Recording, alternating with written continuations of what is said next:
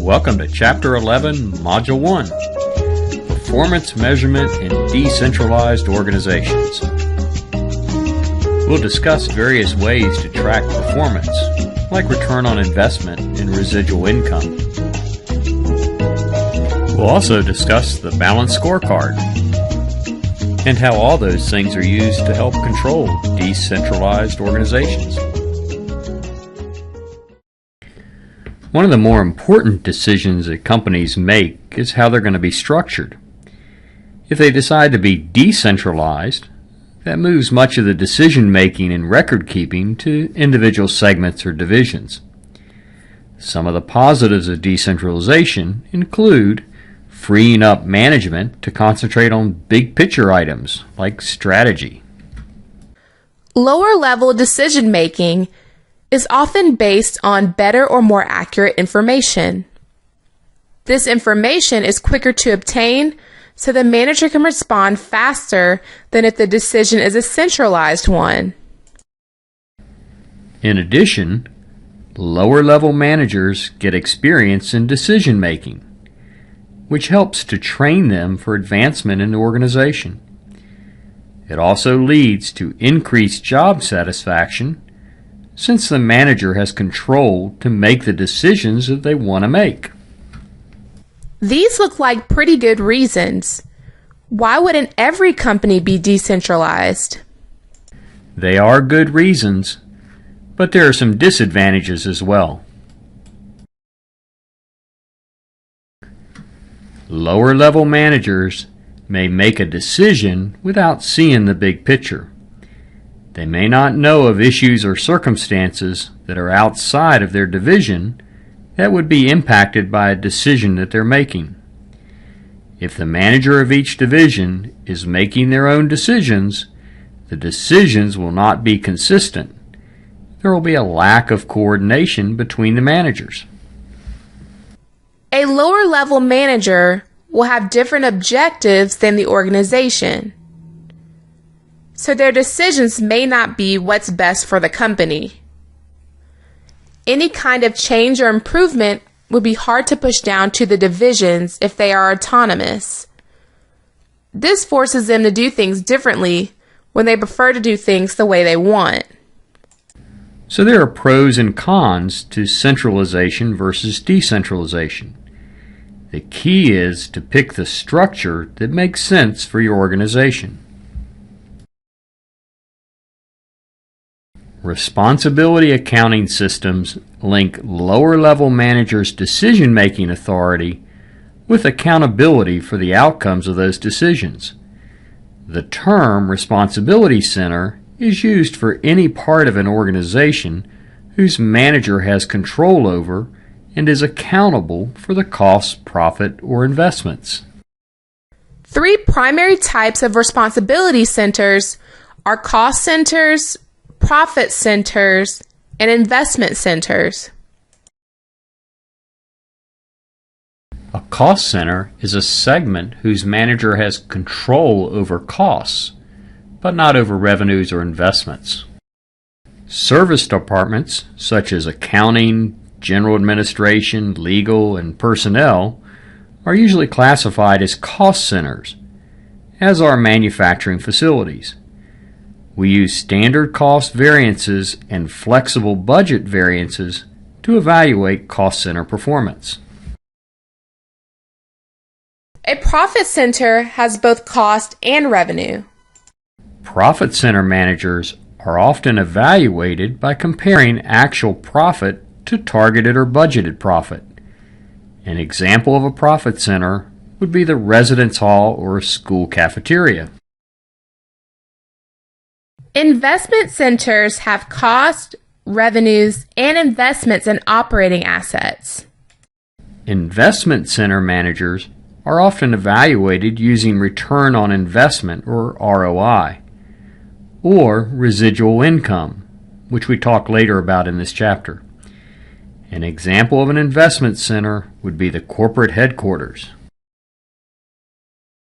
Let's talk about how to compute return on investment and show how changes in sales, expenses, and assets affect the ROI. An investment center's performance is often evaluated using a measure called return on investment, or ROI. ROI is defined as net operating income divided by average operating assets. Net operating income is income before interest and taxes, and is sometimes referred to as EBIT. Operating assets include cash, accounts receivable, inventory, plant and equipment, and all other assets held for operating purposes. Net operating income is used in the numerator because the denominator consists only of operating assets.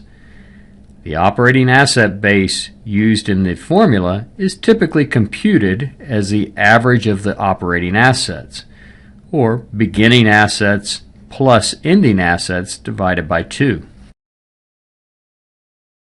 DuPont pioneered the use of ROI and recognized the importance of looking at the components of ROI, namely margin and turnover. Margin is net operating income divided by sales. We improve it by increasing sales or reducing operating expenses. The lower the operating expenses per dollar of sales, the higher the margin earned. Turnover is sales divided by average operating assets. It incorporates a crucial area of a manager's responsibility: the investment in operating assets. Excessive funds tied up in operating assets depress turnover and lower the margin.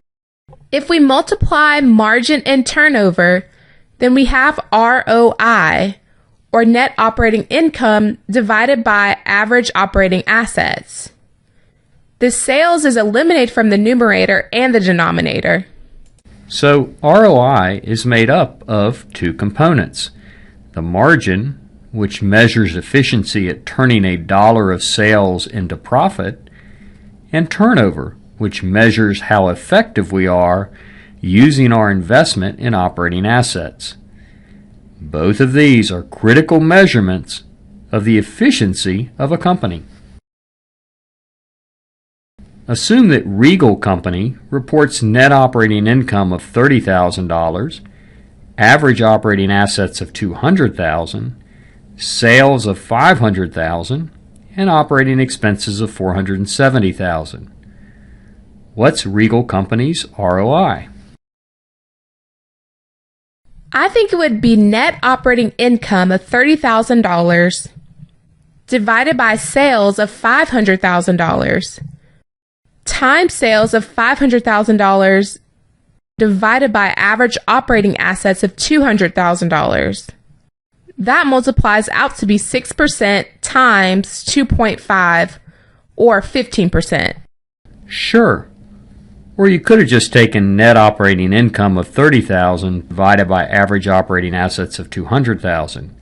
You get the same answer, 15%. Another way to increase ROI is to invest in operating assets to increase sales.